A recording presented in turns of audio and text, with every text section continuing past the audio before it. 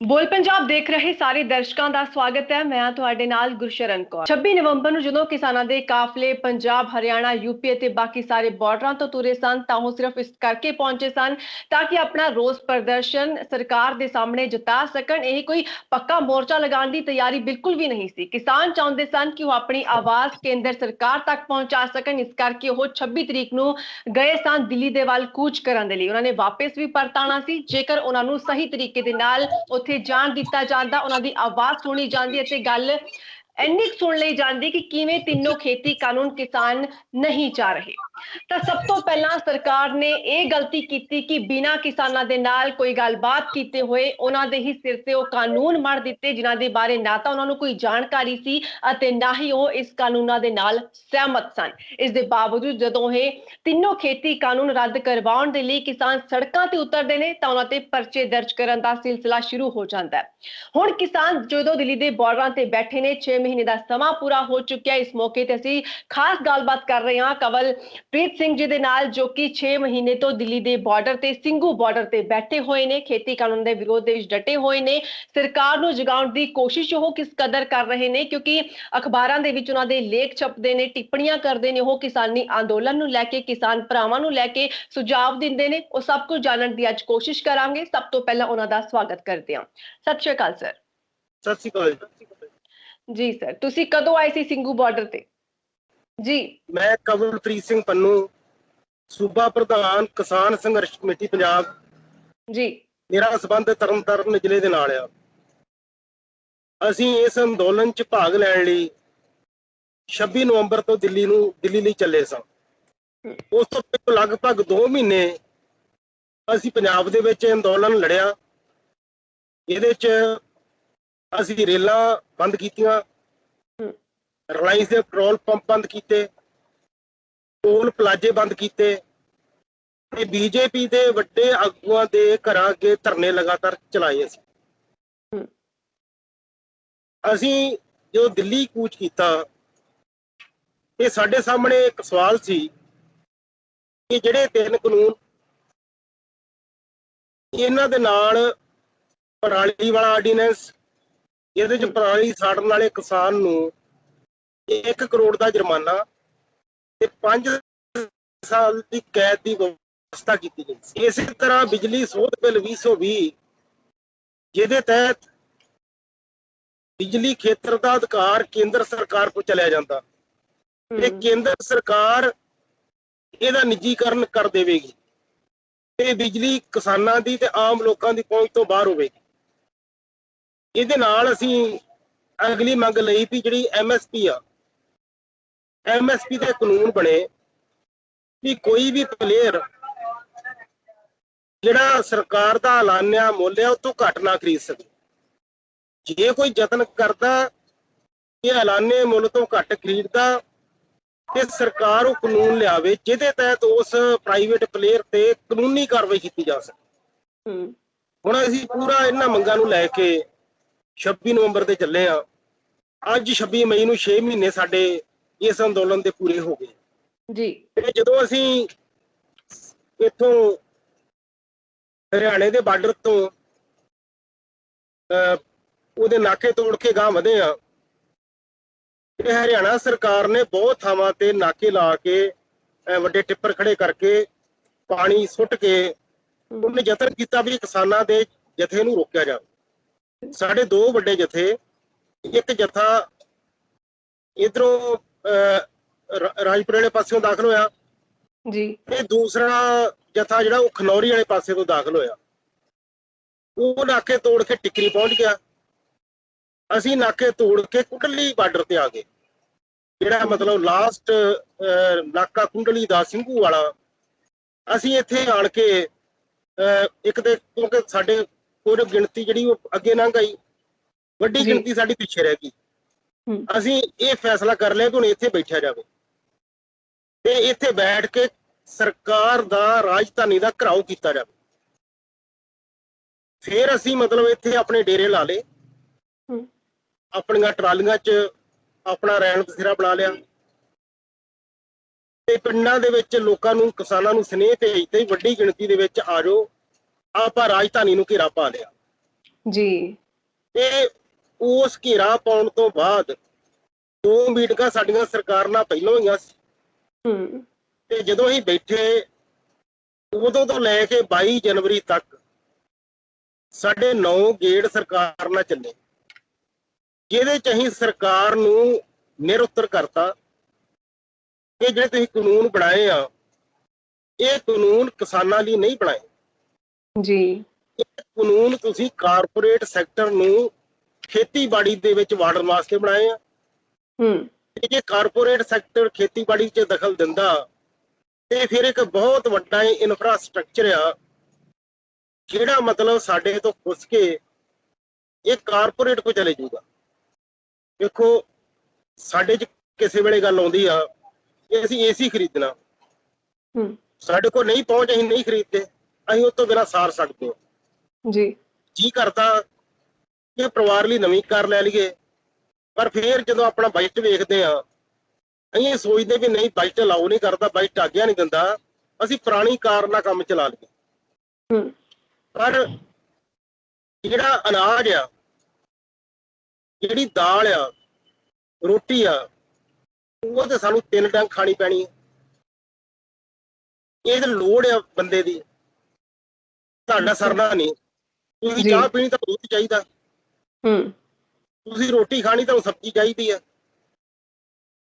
ਹੁਣ ਤੁਸੀਂ ਬ੍ਰੈਡ ਖਾਓਗੇ ਸਵੇਰੇ, ਤੁਸੀਂ ਆਮਲੇਟ ਲਾਓਗੇ ਸਵੇਰੇ, ਤੁਸੀਂ ਦੁੱਧ ਲਾਓਗੇ, ਤੁਸੀਂ ਫਲ ਲਾਓਗੇ, ਇਹ ਜਿੰਨੀਆਂ ਵੀ ਚੀਜ਼ਾਂ ਮੈਂ ਗਿਣ ਰਿਹਾ ਸਾਰੀਆਂ ਕਿਸਾਨ ਪੈਦਾ ਕਰ ਰਿਹਾ ਜੀ। ਤੁਸੀਂ ਤੁਹਾਡਾ ਜੀ ਕਰਦਾ ਬਦਾਮ ਖਾਣ ਨੂੰ, ਤੁਹਾਡਾ ਜੀ ਕਰਦਾ ਸੌਗੀ ਖਾਣ ਨੂੰ, ਕੌਣ ਪੈਦਾ ਕਰ ਰਿਹਾ? ਕਿਸਾਨ ਪੈਦਾ ਕਰ ਰਿਹਾ। ਬਿਲਕੁਲ। ਕੱਪੜੇ ਤੋਂ ਬਿਨਾਂ ਨਹੀਂ ਸਰ ਸਕਦਾ। ਤੁਹਾਨੂੰ ਕੱਪੜਾ, ਠੰਡ ਆ ਗਈ ਹੈ, ਤੁਹਾਨੂੰ ਮੋਟੇ ਕੱਪੜੇ ਲੈਣੇ ਹੀ ਪੈਣੇ ਆ, ਨਹੀਂ ਗੁਜ਼ਾਰਾ ਹੋਣਾ ਤੁਹਾਡਾ, ਬਿਮਾਰ ਹੋਗੇ ਠੰਡ ਨਾਲ। ਉਹ ਸਾਰਾ ਜਿਹੜਾ ਰਾ ਮਟੀਰੀਅਲ ਆ ਕੱਪੜੇ ਦਾ ਜਾਂ ਕਹਿ ਲਓ 19 ਕੱਪੜੇ ਦਾ, ਉਹ ਸਾਰਾ ਰਾ ਮਟੀਰੀਅਲ ਕੱਚਾ ਮਾਲ ਕਿਸਾਨ ਪੈਦਾ ਕਰਕੇ ਦੇ ਰਿਹਾ।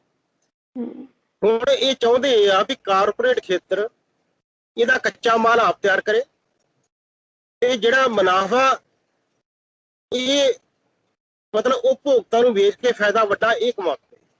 ਉਦਾਹਰਨ ਦੇ ਤੌਰ ਤੇ ਅੱਜ ਸ਼ਹਿਰੀ ਜਿਹੜਾ ਜਾਂ ਆਮ ਮਜ਼ਦੂਰ ਆ ਉਹ 25 ਰੁਪਏ ਕਿਲੋ ਆਟਾ ਲੈ ਕੇ ਖਾ ਰਿਹਾ ਜੀ।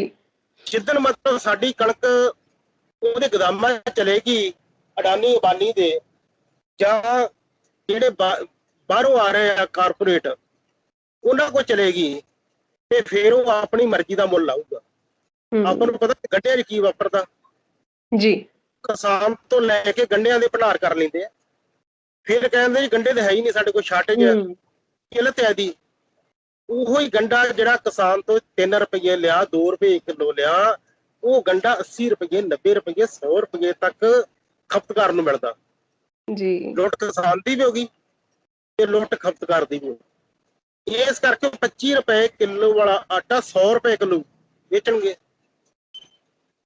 ਮਨਮਰਜ਼ੀ ਦੇ ਭਾਅ ਨਾਲ ਚੌਲ ਵੇਚਣਗੇ, ਬਿਲਕੁਲ ਮਨਮਰਜ਼ੀ ਦੇ ਭਾਅ ਨਾਲ ਦਾਲਾਂ ਸਟੋਰ ਕਰਕੇ ਵੇਚਣਗੇ ਜੀ। ਇਸ ਕਰਕੇ ਮਤਲਬ ਇਹ ਕਾਨੂੰਨ ਇਕੱਲੇ ਕਿਸਾਨ ਲਈ ਮਾਰੂ ਨਹੀਂ, ਇਹ ਸਾਡੇ ਦੇਸ਼ ਦੇ ਜਿਹੜੇ ਕੁੱਲ ਖਪਤਕਾਰ ਆ ਇਹ ਉਹਨਾਂ ਖਪਤਕਾਰਾਂ ਲਈ ਮਾਰੂ ਆ। ਸਭ ਤੋਂ ਵੱਡੀ ਗੱਲ ਜਿਹੜੀ ਸਾਡਾ ਸਿਸਟਮ ਚੱਲਦਾ ਕਿ PDS ਦਾ, ਪਬਲਿਕ ਵੰਡ ਪ੍ਰਣਾਲੀ ਦਾ, ਜਿਹਦੇ ਰਾਹੀਂ ਗਰੀਬ ਲੋਕਾਂ ਨੂੰ ਕਣਕ ਤੇ ਚੌਲ ਦਿੱਤੇ ਜਾਂਦੇ। ਜਦੋਂ ਸਰਕਾਰ ਨੇ ਅਨਾਜ ਨਹੀਂ ਖਰੀਦਣਾ, ਦਾਲਾਂ ਨਹੀਂ ਖਰੀਦਣੀਆਂ, ਚੌਲ ਨਹੀਂ ਖਰੀਦਣਾ, ਉਸ ਤੋਂ ਬਾਅਦ ਗਰੀਬ ਨੂੰ ਕੌਣ ਦਊਗਾ ਸਬਸਿਡੀ ਤੇ? ਬਿਲਕੁਲ। ਇਹ ਵੀ ਪੁੱਛਣਾ ਚਾਹਾਂਗੇ ਕਿ ਲੋਕਾਂ ਦੀ ਵੱਡੀ ਗਿਣਤੀ ਵੱਡੀ ਗਿਣਤੀ ਜਿਹੜੇ ਮਰਨਗੇ, ਭੁੱਖ ਨਾ ਮਰਨਗੇ, ਭੁੱਖਮਰੀ ਨਾ ਮੌਤਾਂ ਹੋਣਗੀਆਂ। ਦੇਖੋ ਆਪਾਂ ਕਿਸਾਨੀ ਅੰਦੋਲਨ ਦੀ ਗੱਲ ਕਰ ਰਹੇ ਹਾਂ, 26 ਤਰੀਕ ਅੱਜ ਹੋ ਚੁੱਕੀ ਹੈ, ਤਾਂ ਇਸ ਦੇ ਵਿੱਚ ਸੰਸਦ ਘਿਰਨ ਦੀ ਗੱਲ ਜਿਵੇਂ ਪਹਿਲਾਂ ਕਿਸਾਨ ਆਗੂਆਂ ਦੇ ਵੱਲੋਂ ਕੀਤੀ ਗਈ ਸੀ ਪਰ ਉਸਨੂੰ ਰੱਦ ਕਰ ਦਿੱਤਾ ਗਿਆ ਸੀ ਕਰੋਨਾ ਵਾਇਰਸ ਦੇ ਚੱਲਦੇ ਜਾਂ ਫਿਰ ਬਾਕੀ ਹੋਰ ਹਾਲਾਤਾਂ ਨੂੰ ਦੇਖਦੇ ਹੋਏ। ਕੀ ਕੋਈ ਅਜਿਹਾ ਕਦਮ ਚੁੱਕਿਆ ਜਾਵੇਗਾ ਜਿਸ ਦੇ ਨਾਲ ਸਰਕਾਰ ਨੂੰ ਹਿਲਾਇਆ ਜਾ ਸਕੇ? ਕਿਉਂਕਿ ਕਿਸ ਗੱਲ ਕਰਕੇ ਤੁਸੀਂ ਮਤਲਬ ਕਿਵੇਂ ਕਹਿ ਸਕਦੇ ਆਪਾਂ ਕਿ ਅੱਜ ਦਾ ਰੋਸ ਪ੍ਰਗਟ ਕਰਕੇ ਆਪਾਂ ਸਰਕਾਰ ਨੂੰ ਜਗਾ ਸਕਦੇ ਹਾਂ ਜਾਂ ਹਿਲਾ ਸਕਦੇ ਹਾਂ? ਕੀ ਕੋਈ ਵੱਡਾ ਕਦਮ ਚੁੱਕਿਆ ਜਾਵੇਗਾ? ਵੇਖੋ, ਜਿਹੜਾ ਅਸੀਂ ਰਾਜਧਾਨੀ ਦੀਆਂ ਸੜਕਾਂ ਠੱਪ ਕਰਕੇ ਬੈਠੇ ਆ ਪਿਛਲੇ 6 ਮਹੀਨੇ ਤੋਂ, ਇਹ ਆਪਣੇ ਆਪ 'ਚ ਬਹੁਤ ਵੱਡਾ ਅੰਦੋਲਨ ਹੈ ਇੱਕ ਜੀ। ਮਤਲਬ ਇਹ ਅੰਦੋਲਨ 6 ਮਹੀਨੇ ਹੋ ਗਏ ਆ। ਇਹ ਸਰਕਾਰ ਕਿੰਨਾ ਚਿਰ ਇਹਨੂੰ ਲਮਕਾਊਗੀ ਜਾਂ ਕਿੰਨਾ ਚਿਰ ਅੱਗੇ ਲੈ ਕੇ ਜਾਊਗੀ। ਇੱਕ ਰਿਜ਼ਲਟ ਤੇ ਇਸ ਅੰਦੋਲਨ ਨੇ ਕੱਢਤਾ ਕਿ ਬੀਜੇਪੀ ਨੂੰ ਬੰਗਾਲ ਦੇ ਵਿੱਚੋਂ ਹਰਾਤਾ ਜੀ। ਉਹਦੇ ਮਨਸ਼ੇ ਫੇਲ ਹੋ ਗਏ। ਬੰਗਾਲ, ਕੇਰਲਾ, ਤਾਮਿਲਨਾਡੂ ਇਥੋਂ ਬੀਜੇਪੀ ਹਰੀ ਆ। ਇਥੋਂ ਜੀ। ਤੱਕ ਕਿ ਯੂਪੀ ਦੇ ਵਿੱਚ ਪੰਚਾਇਤ ਚੋਣਾਂ ਹੋਈਆਂ। ਹਾਂਜੀ। ਇੱਕ ਰਵਾਇਤ ਆ, ਜਿਹੜੀ ਪਾਰਟੀ ਸੱਤਾ 'ਚ ਹੁੰਦੀ ਆ ਉਹਦੀਆਂ ਪੰਚਾਇਤਾਂ ਜਿੱਤ ਜਾਂਦੀਆਂ। ਬੜਾ ਪਰ ਫਰਕ ਹੈ। ਯੂਪੀ 'ਚ ਬੀਜੇਪੀ ਪੂਰੀ ਤਰ੍ਹਾਂ ਹਰੀ ਆ। ਮੋਦੀ ਦੀ ਉਹ ਸੰਸਦੀ ਸੀਟ, ਐਮਪੀ ਦੀ ਸੀਟ, ਜਿੱਥੋਂ ਮੋਦੀ 6 ਲੱਖ ਦੇ ਅੰਤਰ ਨਾਲ ਜਿੱਤਿਆ ਸੀ, ਜੀ। ਉੱਥੇ 40 ਪੰਚਾਇਤਾਂ ਵਾ। ਜੀ। ਮਤਲਬ ਜ਼ਿਲ੍ਹਾ ਪ੍ਰੀਸ਼ਦ, ਸੰਮਤੀਆਂ, ਜ਼ਿਲ੍ਹਾ ਪ੍ਰੀਸ਼ਦ ਵਗੈਰਾ, ਉਹਦੇ ਜੋ ਬੀਜੇਪੀ 4 ਜਿੱਤ ਸਕੀ ਆ, 36 ਹਰ ਗਈ ਆ। ਇਹ ਅੰਦੋਲਨ ਦੀ ਪ੍ਰਾਪਤੀ ਨਹੀਂ। ਮਤਲਬ ਅੰਦੋਲਨ ਨੇ ਰਾਜਨੀਤਿਕ ਤੌਰ ਤੇ ਬੀਜੇਪੀ ਨੂੰ ਸੱਟ ਮਾਰਤੀ। ਹੁਣ ਤੁਸੀਂ ਇਹਦੀ ਗਿਣਤੀ ਕਰ ਲਓ, 24 ਦੇਖ ਲਓ, 24 ਚ ਮੋਦੀ ਜਾ ਰਿਹਾ। ਜੀ। ਮੋਦੀ ਨੂੰ ਭਾਵੇਂ ਜਿੰਨੇ ਮਰਜ਼ੀ ਪੈਸੇ ਖਰਚ ਲਏ, ਜਿੰਨੀ ਮਰਜ਼ੀ ਗੜਬੜੀ ਕਰ ਲਏ, ਹੁਣ ਮੋਦੀ ਦਿੱਲੀ ਦੀ ਸੱਤਾ ਤੋਂ ਲਾਂਭੇ ਹੋ ਗਏ। ਇਹ ਸਿਰਫ ਕਿਸਾਨ ਅੰਦੋਲਨ ਹੀ ਆ ਜਿਹੜਾ ਕਰ ਪਾਇਆ। ਜੀ। ਉਹ ਪਹਿਲੋਂ ਮੋਦੀ ਦਾ ਰਾਹ ਨਹੀਂ ਰੋਕਿਆ ਕਿਸੇ ਨੇ। ਇਹ ਕਰੇ ਨੋਟਬੰਦੀ, ਇਹ ਕਰੇ GST, ਇਹ ਜੰਮੂ ਕਸ਼ਮੀਰ ਨੂੰ ਭੰਨੇ ਤੋੜੇ। ਮਤਲਬ ਜਿਹੜਾ ਵੀ ਇਹਦਾ ਜੀ ਕਰੇ ਕੰਮ ਕਰੇ, ਇਹਨੂੰ ਰੋਕ ਨਹੀਂ ਸਕੇ। ਈਵਨ ਇੱਥੋਂ ਤੱਕ ਕਿ ਜਿਹੜੇ ਲੇਬਰ ਕਾਨੂੰਨ ਲਿਆਂਦੇ, ਲੇਬਰ ਲਾ ਲਿਆਂਦੇ ਨੇ, ਉਹ ਲੇਬਰ ਲਾ ਦੇ ਵਿੱਚ 8 ਘੰਟੇ ਦੀ ਦਿਹਾੜੀ 12 ਘੰਟੇ ਕਰਦੀਆਂ ਨੇ। ਮਜ਼ਦੂਰਾਂ ਦੇ ਅਧਿਕਾਰ ਖੋਹ ਲਏ ਨੇ। ਏਡਾ ਵੱਡਾ ਸੈਕਟਰ ਹੋਣ ਦੇ ਬਾਵਜੂਦ ਵੀ ਮਜ਼ਦੂਰ ਇਹਦਾ ਰਾਹ ਨਹੀਂ ਰੋਕ ਸਕੇ। ਸਿਰਫ ਇਹਦਾ ਰਾਹ ਕਿਸਾਨਾਂ ਰੋਕਿਆ। ਤੇ ਇਹ ਵੀ ਚੰਗਾ ਸੰਕੇਤ ਆ। ਹੋਰ ਗੱਲ ਵੱਡੀ ਹੋਈ, RSS ਜਿਹੜਾ ਪਾੜਾ ਦੇਸ਼ 'ਚ ਪਾਉਣਾ ਚਾਹੁੰਦੀ ਸੀ ਹਿੰਦੂ ਮੁਸਲਮਾਨਾਂ 'ਚ, ਜਾਂ ਮਤਲਬ ਹਿੰਦੂ ਸਿੱਖਾਂ 'ਚ, ਬੀਜੇਪੀ ਨੇ ਜਿਹੜਾ RSS ਨੇ 50 ਵਰੇ ਲਾ ਕੇ ਕੰਮ ਕੀਤਾ ਸੀ, ਅਸੀਂ 6 ਮਹੀਨਿਆਂ 'ਚ ਬਹਿ ਕੇ ਪਾਣੀ ਫੇਰਤਾ। ਜੀ। ਸਾਨੂੰ ਮਾਣ ਇਸ ਗੱਲ ਦਾ, ਪੰਜਾਬੀਆਂ ਨੂੰ ਮਾਣ ਇਸ ਗੱਲ ਦਾ ਕਿ ਦੇਸ਼ ਦੀ ਆਜ਼ਾਦੀ ਦੀ ਗਵਾਹੀ ਅਸੀਂ ਕੀਤੀ ਸੀ। ਇਸ ਅੰਦੋਲਨ ਦੀ, ਜਿਹੜਾ ਦੇਸ਼ ਦੀ ਦੂਜੀ ਆਜ਼ਾਦੀ ਦਾ ਅੰਦੋਲਨ ਆ, ਉਹਦੀ ਗਵਾਹੀ ਅਸੀਂ ਕਰ ਰਹੇ ਹਾਂ। ਤੇ 500 ਤੋਂ ਉੱਪਰ ਸਾਡਾ ਕਿਸਾਨ ਸ਼ਹੀਦ ਹੋ ਚੁੱਕਾ। ਜੀ। ਇਸ ਕਰਕੇ ਇਹ ਅੰਦੋਲਨ ਨੇ ਕੁਝ ਕਦਮ ਤੇ ਤੈਅ ਕਰਤੇ। ਇਸ ਅੰਦੋਲਨ ਨੇ ਕੁਝ ਕਦਮ ਤੇ ਤੈਅ ਕਰਤੇ ਕਿ ਅਸੀਂ ਆਪਣੇ ਦੇਸ਼ ਦੇ ਕਿਸਾਨ ਨੂੰ, ਆਪਣੇ ਦੇਸ਼ ਦੇ ਮਜ਼ਦੂਰ ਨੂੰ, ਆਪਣੇ ਨੌਜਵਾਨ ਨੂੰ, ਆਪਣੇ ਵਿਦਿਆਰਥੀ ਨੂੰ, ਆਪਣੇ ਕਾਰੋਬਾਰੀ ਨੂੰ ਅਸੀਂ ਕਿੱਦਾਂ ਬਚਾਉਣਾ। ਇੱਕ ਲਾਈਨ ਸਿੱਧਤ ਕਰਤੀ ਅਸੀਂ, ਇੱਕ ਮਤਲਬ ਤੈਅ ਕਰਤੀ ਲਾਈਨ ਨੇ। ਜੀ। ਇਸ ਤੇ ਚੱਲਿਆ ਜਾ ਸਕਦਾ ਤੇ ਜਿੱਤ ਪ੍ਰਾਪਤ ਕੀਤੀ ਜਾ ਸਕਦੀ ਹੈ। ਇਸ ਦੇ ਬਾਵਜੂਦ ਵੀ ਕੀ ਤੁਹਾਨੂੰ ਲੱਗਦਾ ਹੈ ਕਿ ਕੇਂਦਰ ਸਰਕਾਰ ਕਿਸਾਨੀ ਅੰਦੋਲਨ ਤੇ ਕਿਸਾਨਾਂ ਨੂੰ ਕੁਝ ਸਮਝ ਰਹੀ ਹੈ? ਦੇਖੋ, 2 ਫੇਜ਼ ਆਏ ਗੱਲਬਾਤ ਦੇ, 2 ਪੜਾਅ ਆਏ। ਪਹਿਲੇ ਪੜਾਅ 'ਚ ਨਾ ਕਿਹਾ ਵੀ ਐਸੀ ਕਾਨੂੰਨ ਤੁਸੀਂ ਠੀਕ ਆ, ਇਹ ਵੀ ਗਲਤ ਆ, ਇੱਥੋਂ ਵੀ ਗਲਤ ਆ, ਵੀ ਗਲਤ ਆ, ਅਸੀਂ ਇਹਨਾਂ ਕਾਨੂੰਨਾਂ 'ਚ ਸੋਧ ਕਰਨ ਨੂੰ ਤਿਆਰ ਆ। ਅਸੀਂ ਕਿਹਾ ਇਹ ਮੰਨੋ ਨਾ, ਇਹ ਗਲਤ ਬਣੇ ਆ। ਮਤਲਬ ਜਿਹੜਾ ਕਾਨੂੰਨ ਬਣਦਾ ਉਹ 'ਚ ਕੋਈ 25 ਸਾਲੀ, 6 ਸਾਲੀ, 37 ਸਾਲੀ ਸੋਧ ਹੁੰਦੀ ਆ। ਇਹ ਲਾਗੂ ਹੋਣ ਤੋਂ ਪਹਿਲਾਂ ਸੋਧਾਂ ਹੋਣ ਲੱਗ ਪਈਆਂ। ਉਹ ਅਸੀਂ ਸੋਧਾਂ ਨਹੀਂ ਮੰਨੀਆਂ। ਇਹ ਸਾਰਾ ਕਾਨੂੰਨ ਵਾਪਸ ਲਓ। ਸਾਨੂੰ ਕਹਿਣ ਲੱਗੇ ਏਦਾਂ ਕਰੋ, ਤੁਸੀਂ ਸਾਰੀਆਂ ਸੋਧਾਂ ਕਰਾ ਦਿਓ, ਸਾਨੂੰ ਡੱਬਾ ਰੱਖ ਲੈਣ ਦਿਓ। ਇਹ ਡੱਬਾ ਰਹੇਗਾ, ਜਦੋਂ ਮਰਜ਼ੀ ਭਰਿਆ ਜਾ ਸਕਦਾ। ਅਸੀਂ ਇਹ ਡੱਬਾ ਵੀ ਬਾਹਰ ਸੁੱਟਣਾ ਚਾਹੁੰਦੇ ਹਾਂ। ਜੀ। ਉਸ ਤੋਂ ਬਾਅਦ ਜਦੋਂ ਗੱਲ ਸਿਰੇ ਨਾ ਲੱਗੀ, ਫਿਰ ਇਹਨਾਂ ਨੇ ਅਗਲੀ ਤਜਵੀਜ਼ ਲਿਆਂਦੀ ਕਿ ਅਸੀਂ ਇਹਨਾਂ ਕਾਨੂੰਨਾਂ ਨੂੰ 3 ਸਾਲਾਂ ਲਈ ਸਸਪੈਂਡ ਕਰ ਦਿੰਦੇ ਹਾਂ। ਇਹ ਪੱਕਾ ਕਿਉਂ ਨਹੀਂ?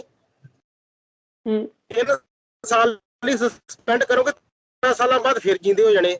ਅਸੀਂ ਉਹ ਤਜਵੀਜ਼ ਨਹੀਂ ਮੰਨੀ। ਅਸੀਂ ਕਹਿੰਦੇ ਅਸੀਂ ਇਹਨੂੰ ਰਿਪੀਲ ਕਰਾਉਣਾ ਚਾਹੁੰਦੇ ਹਾਂ, ਅਸੀਂ ਰੱਦ ਕਰਾਉਣਾ ਚਾਹੁੰਦੇ ਹਾਂ। ਜਿੰਨਾ ਚਿਰ ਤੱਕ ਇਹ ਰੱਦ ਨਹੀਂ ਹੁੰਦੇ, ਉਹਨਾਂ ਚਿਰ ਤੱਕ ਸਾਡਾ ਅੰਦੋਲਨ ਲਗਾਤਾਰ ਜਾਰੀ ਰਹੇਗਾ। ਠੀਕ ਹੈ ਜੀ। ਅੱਛਾ, ਕੈਪਟਨ ਸਰਕਾਰ ਦੇ ਵੱਲੋਂ ਕੀ ਕਿਸਾਨੀ ਅੰਦੋਲਨ ਨੂੰ ਕੋਈ ਸਪੋਰਟ ਮਿਲ ਰਹੀ ਹੈ? ਦੇਖੋ, ਜਿਹੜਾ ਕੈਪਟਨ ਅਮਰਿੰਦਰ ਆ, ਉਹ ਇਸ ਅੰਦੋਲਨ ਦੇ ਵਿੱਚੋਂ ਆਪਣੀ ਸਿਆਸੀ ਜ਼ਮੀਨ ਆਉਂਦੇ 5 ਸਾਲਾਂ ਲਈ ਬਚਾ ਕੇ ਰੱਖਣੀ ਚਾਹੁੰਦਾ। ਇਸ ਕਰਕੇ ਜਿੰਨੇ ਵੀ ਉਹ ਕਦਮ ਲੈ ਰਿਹਾ, ਜਾਂ ਕੋਈ ਦੀ ਸਟੇਟਮੈਂਟ ਹੈ, ਜਾਂ ਉਹਨੇ ਅਸੈਂਬਲੀ 'ਚ ਜਿਹੜੇ ਮਤਲਬ ਲਿਆਂਦੀ ਤਜਵੀਜ਼ਾਂ ਲਿਆਂਦੀਆਂ, ਉਹ ਸਿਰਫ ਤੇ ਸਿਰਫ ਆਪਣੇ ਅਗਲੇ 5 ਸਾਲਾਂ ਨੂੰ ਬਚਾਉਣ ਦੀ ਖਾਤਰ ਉਹਦੀ ਦੁਬਾਰਾ ਸਰਕਾਰ ਆਵੇ। ਉਹ ਸਿਰਫ ਆਪਣੀ ਰਾਜਨੀਤਿਕ ਧਰਤੀ ਲਈ ਕੰਮ ਕਰ ਰਿਹਾ। ਅੱਜ ਦਾ ਮਾਹੌਲ ਕਿਵੇਂ ਦਾ ਹੈ ਸਿੰਘੂ ਬਾਰਡਰ ਤੇ? ਕਿੰਨਾ ਜ਼ਿਆਦਾ ਇਕੱਠ ਹੋਇਆ? ਕਿ ਇਕੱਠ ਪਹਿਲਾਂ ਦੇ ਨਾਲੋਂ ਕੁਝ ਵਧਿਆ? ਜੋਸ਼ ਦੇਖਣ ਨੂੰ ਮਿਲ ਰਿਹਾ ਅੱਜ? ਦੇਖੋ, ਜਿਹੜਾ ਅੱਜ ਸਾਡਾ ਸੱਦਾ ਸੀ ਸੰਯੁਕਤ ਕਿਸਾਨ ਮੋਰਚੇ ਦਾ, ਅਸੀਂ ਸਾਰੇ ਦੇਸ਼ ਭਰ 'ਚ ਕਿਸਾਨਾਂ ਨੂੰ, ਆਮ ਲੋਕਾਂ ਨੂੰ ਸੱਦਾ ਦਿੱਤਾ ਸੀ ਕਿ ਪਿੰਡਾਂ ਦੇ ਵਿੱਚ ਆਪਣੇ ਘਰਾਂ ਤੇ ਕਾਲੇ ਝੰਡੇ ਲਾਓ, ਟਰੈਕਟਰਾਂ ਤੇ, ਗੱਡੀਆਂ ਤੇ, ਮੋਟਰਸਾਈਕਲਾਂ ਤੇ ਕਾਲੇ ਝੰਡੇ ਲਾਓ, ਤੇ ਪਿੰਡਾਂ 'ਚ ਵੱਡੇ ਵੱਡੇ ਇਕੱਠ ਕਰਕੇ ਮੋਦੀ ਸਰਕਾਰ ਦੇ ਪੁਤਲੇ ਫੂਕੇ ਜਾਣ ਤੇ 26 ਮਈ ਨੂੰ ਕਾਲਾ ਦਿਵਸ ਮਨਾਇਆ ਜਾਵੇ। ਕਾਲਾ ਦਿਵਸ ਮਨਾਇਆ ਜਾ ਰਿਹਾ। ਦੂਸਰੀ ਗੱਲ, ਅੱਜ ਅਸੀਂ ਪੰਜਾਬ 'ਚ ਇਹ ਐਕਸ਼ਨ ਕਰਨ ਤੋਂ ਬਾਅਦ ਸੱਦਾ ਦੇਤਾ ਕਿ 28, 29, 30 ਤਿੰਨਾਂ ਦਿਨਾਂ 'ਚ ਸਾਰਿਆਂ ਪਿੰਡਾਂ 'ਚੋਂ ਵੱਡੇ ਕਾਫਲੇ ਬਣਾ ਕੇ ਕਿਸਾਨ ਦਿੱਲੀ ਦੇ ਬਾਰਡਰਾਂ ਤੇ ਆਏ, ਖਾਸ ਤੌਰ ਤੇ ਟਿਕਰੀ ਤੇ ਸਿੰਘੂ ਦੇ ਉੱਤੇ, ਤਾਂ ਕਿ ਇਹ ਇਕੱਠ ਨੂੰ ਵੱਡਿਆ ਕਰਕੇ ਸਰਕਾਰ ਨੂੰ ਦੱਸੀਏ ਕਿ ਭਾਵੇਂ 6 ਮਹੀਨੇ ਹੋ ਚੱਲੇ ਆ, ਪਰ ਸਾਡੇ ਲੜਨ ਦੇ ਮਾਦੇ 'ਚ, ਸਾਡੇ ਸਬਰ ਸੰਤੋਖ 'ਚ ਕੋਈ ਫਰਕ ਨਹੀਂ ਪਿਆ। ਤੂੰ ਜਿੰਨਾ ਚਿਰ ਭਾਉਣਾ ਚਾਹਵੇਂਗੀ, ਅਸੀਂ ਉਹਨਾਂ ਚਿਰ ਬਹਿ ਕੇ ਲੜਨ ਨੂੰ ਤਿਆਰ ਹਾਂ। ਤੁਸੀਂ 28, 29, 30 ਤਰੀਕ ਦੀ ਗੱਲ ਕੀਤੀ ਹੈ। 3 ਦਿਨ ਉਹ ਨੇ ਜਦੋਂ ਜੋਗਿੰਦਰ ਸਿੰਘ ਉਗਰਾਹਾਂ ਦੇ ਵੱਲੋਂ ਕਿਹਾ ਗਿਆ ਕਿ ਪੰਜਾਬ ਦੇ ਪਟਿਆਲਾ ਦੇ ਪੁੱਡਾ ਗਰਾਊਂਡ ਦੇ ਵਿੱਚ ਜਾ ਕੇ ਧਰਨਾ ਪ੍ਰਦਰਸ਼ਨ ਕੀਤਾ ਜਾਵੇ ਪੰਜਾਬ ਸਰਕਾਰ ਦੇ ਖਿਲਾਫ। ਕੀ ਤੁਸੀਂ ਵੀ ਉਸ ਦੀ ਹਾਮੀ ਭਰਦੇ ਹੋ? ਦੇਖੋ ਜੀ, ਜੋਗਿੰਦਰ ਸਿੰਘ ਉਗਰਾਹਾਂ ਦੀ ਜਥੇਬੰਦੀ ਵੱਖਰੀ ਆ ਜੀ, ਉਹਦੀ ਟਿਕਰੀ ਤੇ ਸਟੇਜ ਵੱਖਰੀ ਲੱਗੀ ਆ।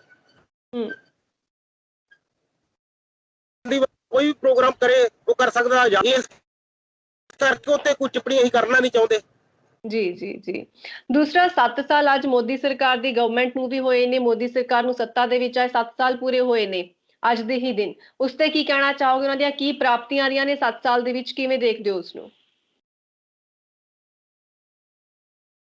70 ਸਾਲਾਂ ਦੇ ਵਿੱਚ ਮੋਦੀ ਨੇ ਜੋ ਕਿਹਾ ਉਹਦੇ ਉਲਟ ਕੰਮ ਕੀਤਾ। ਇਹਨੇ ਸਰਕਾਰੀ ਅਦਾਰੇ ਵਿੱਚ, ਇਹਨੇ ਸਾਡੇ ਜਿਹੜੇ ਕੀਮਤੀ ਭੰਡਾਰ ਆ, ਉਹ ਜਿਹੜੇ ਕੀਮਤੀ ਭੰਡਾਰ ਆ, ਉਹ ਭੰਡਾਰ ਇਹਨੇ ਕਾਰਪੋਰੇਟ ਨੂੰ ਵੇਚਿਆ। ਇਹ ਬੰਦਾ ਇਹ ਕਹਿ ਰਿਹਾ ਕਿ ਮੈਂ ਦੇਸ਼ ਨਹੀਂ ਵਿਕਣੇ ਦੂੰਗਾ, ਤੇ ਦੇਸ਼ ਵੇਚ ਰਿਹਾ। ਇਹ ਮਤਲਬ ਸਾਡੀਆਂ ਢੇਲ ਵਰਗੀਆਂ ਵੱਡੀਆਂ ਸਾਡੀਆਂ ਕੰਪਨੀਆਂ, BSNL ਉਹਨੂੰ ਵੇਚ ਰਿਹਾ ਹੈ। ਹੌਲੀ ਹੌਲੀ ਕਰਕੇ ਇਹ ਸਾਡੇ ਜਿਹੜੇ ਸਰਕਾਰੀ ਭੰਡਾਰ ਆ ਤੇਲ ਦੇ, ਉਹਨਾਂ ਨੂੰ ਅਡਾਨੀ ਪਾਣੀ ਨੂੰ ਦੇ ਰਿਹਾ। ਇਹ ਕਹਿ ਰਿਹਾ ਸੀ ਕਿ ਮੈਂ ਜਦੋਂ ਆਇਆ ਮੈਂ ਹਰ ਸਾਲ 2 ਕਰੋੜ ਨੌਕਰੀ ਦਊਂਗਾ। ਇਹਨੇ 2 ਕਰੋੜ ਨੌਕਰੀ ਦੇਣ ਦੀ ਬਜਾਏ 1 ਸਾਲ ਦੇ ਵਿੱਚ 5-5 ਕਰੋੜ ਲੋਕਾਂ ਨੂੰ ਬੇਰੁਜ਼ਗਾਰ ਕੀਤਾ। 5-5 ਕਰੋੜ ਜੀ।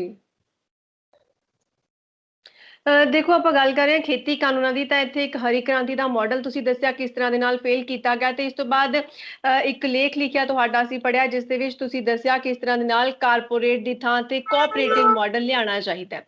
ਆਖਿਰਕਾਰ ਉਹ ਮਾਡਲ ਕੀ ਹੈ? ਕਿਸ ਤਰ੍ਹਾਂ ਦੇ ਨਾਲ ਕਿਸਾਨ ਵੀ ਉਸ ਤੋਂ ਮਦਦ ਲੈ ਸਕਦੇ ਨੇ? ਜਿਹੜਾ ਮੇਰਾ ਉਹ ਲੇਖ ਛਪਿਆ ਪੰਜਾਬੀ ਟ੍ਰਿਬਿਊਨ 'ਚ ਜੀ, ਉਹ 'ਚ ਸਭ ਤੋਂ ਪਹਿਲਾਂ ਇਹਨਾਂ ਹਮਲਾ ਕੀਤਾ ਹਰੀ ਕ੍ਰਾਂਤੀ ਦਾ ਮਾਡਲ ਲਿਆ ਕੇ। ਸਾਡਾ ਉਹ ਕੁਦਰਤੀ ਤੇ ਖੇਤੀ ਵਿਭਿੰਨਤਾ ਵਾਲਾ ਮਾਡਲ ਤੋੜਿਆ ਇਹਨਾਂ ਨੇ, ਕਿਉਂਕਿ ਅਸੀਂ ਖੇਤੀ ਕਰਦੇ ਸਾਂ, ਸਾਰੇ ਬੀਜ ਸਭ ਕੇ ਰੱਖਦੇ ਸਾਂ, ਤੇ ਅਸੀਂ ਜਿਹੜੀ ਚੀਜ਼ ਦੀ ਸਾਨੂੰ ਲੋੜ ਸੀ ਉਹ ਅਸੀਂ ਆਪਣੀ ਲੋੜ ਮੁਤਾਬਕ, ਆਪਣੇ ਪਿੰਡ ਦੀ ਲੋੜ ਮੁਤਾਬਕ ਉਹ ਚੀਜ਼ ਪੈਦਾ ਕਰਦੇ ਸਾਂ। ਅਸੀਂ ਦੁੱਧ, ਘਿਓ, ਗੁੜ, ਕਣਕ, ਚੌਲ, ਦਾਲਾਂ, ਤੇਲ, ਸਬਜ਼ੀਆਂ, ਫਲ, ਨਰਮਾ, ਕਪਾਹ ਅਸੀਂ ਸਾਡੇ ਪਿੰਡ ਦੇ ਵਿੱਚ ਹੀ ਖੱਦਰ ਉਣਿਆ ਜਾਂਦਾ ਸੀ। ਉਹ ਖੱਦਰ ਦੇ ਕੱਪੜੇ ਪਾਉਣੇ ਸੀ। ਸਾਡੇ ਪਿੰਡ ਹੀ ਮੋਚੀ ਬੈਠਾ ਹੁੰਦਾ ਸੀ, ਉਹ ਜੁੱਤੀ ਸੀ ਦਿੰਦਾ ਸੀ, ਉਹੀ ਜੁੱਤੀ ਪਾ ਲੈਂਦੇ ਸਾਂ। ਸਾਡਾ ਸਾਦਾ ਜੀਵਨ ਸੀ, ਸ਼ੁੱਧ ਜੀਵਨ ਸੀ। ਜੀ। ਪਰ ਇਹਨਾਂ ਨੇ ਸਾਡਾ ਉਹ ਮਾਡਲ ਕੁਦਰਤੀ ਤੇ ਵਿਭਿੰਨਤਾ ਵਾਲਾ ਮਾਡਲ ਭੰਨਣ ਵਾਸਤੇ ਅਮਰੀਕਾ ਦਾ ਫੇਲ ਕੀਤਾ ਹਰੀ ਕ੍ਰਾਂਤੀ ਦਾ ਮਾਡਲ ਥੋਪਤਾ ਸਾਡੇ ਕੋਲ। ਉਹਦੇ ਨਾਲ ਇੱਕ ਵਾਰੀ ਝਾੜ ਵੱਧ ਗਿਆ ਫਸਲਾਂ ਦਾ, ਉਹਦੇ ਨਾਲ ਇੱਕ ਵਾਰੀ ਲੋਕਾਂ ਦੀ ਜੇਬ 'ਚ ਪੈਸੇ ਆਏ, ਪਰ ਉਹ ਜਿੰਨੇ ਕੁ ਪੈਸੇ ਆਏ ਉਹ ਖਾਦਾਂ, ਦਵਾਈਆਂ, ਟਰੈਕਟਰਾਂ ਵਾਲਿਆਂ ਨੇ ਉਹ ਕੱਢ ਲਏ ਲੋਕਾਂ ਦੀ ਜੇਬਾਂ 'ਚ, ਕਿਸਾਨਾਂ ਦੀ ਜੇਬਾਂ 'ਚ। ਹੁਣ ਉਹਦੇ ਨਾਲ ਸਿੱਟਾ ਕੀ ਨਿਕਲਿਆ ਕਿ ਕਿਸਾਨਾਂ ਦੀਆਂ ਖੁਦਕੁਸ਼ੀਆਂ ਵਧੀਆਂ, ਕਰਜ਼ਾ ਵੱਧ ਗਿਆ ਕਿਸਾਨਾਂ ਦਾ। ਦੇਸ਼ ਭਰ 'ਚ ਅੱਜ 5 ਲੱਖ ਤੋਂ ਵੱਧ ਕਿਸਾਨ ਖੁਦਕੁਸ਼ੀ ਕਰ ਚੁੱਕੇ ਆ ਤੇ ਯਾਰੀ ਆ ਕਰਮੇ।